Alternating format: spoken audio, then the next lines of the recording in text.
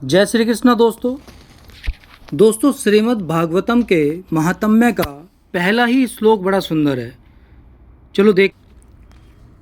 सच्चिदानंद रूपाय विश्वोत्पत्त्यादि हेतुवे तापत्रय विनाशाय श्री कृष्णाय वयं नमः। भगवान को कहा गया है सत, चित और आनंद।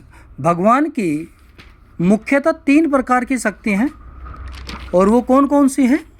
सत, चित, आनंद। थोड़ा सा और इसका विस्तार करें तो पहली शक्ति है संघनी शक्ति, सद अंश। सत्य क्या है? जो था, है और रहेगा वही सत्य है, यानी उसमें कभी कोई परिवर्तन नहीं होता। जिसमें परिवर्तन होता है वो असत्य है, वो अस्थिर है। आत्मा और परमात्मा 2 ही ऐसे हैं जिनमें कभी कोई परिवर्तन नहीं होता, जो था, है और रहेगा। बाकी जो भी हम इस संपूर्ण ब्रह्मांड में देखते हैं वो लगातार बदलता रहता है।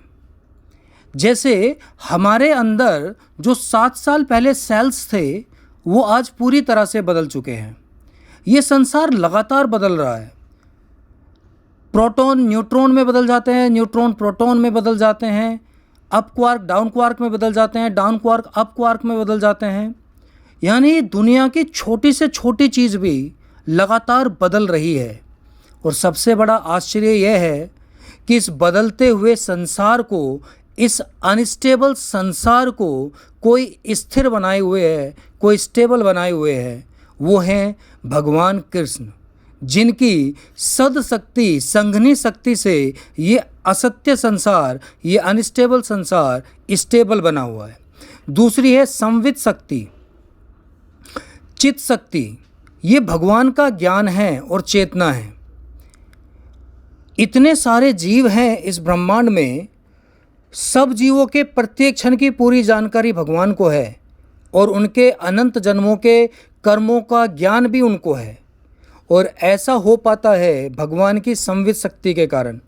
और संवित शक्ति के कारण ही हम जीवों में ज्ञान होता है और चेतना होती है।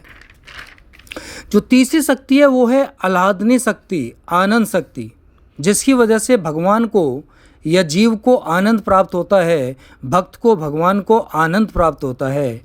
और इस आह्लादनी शक्ति का जो मूर्तिमान स्वरूप है वही हमारी श्री राधा रानी है, जिससे भगवान को आनंद प्राप्त होता है।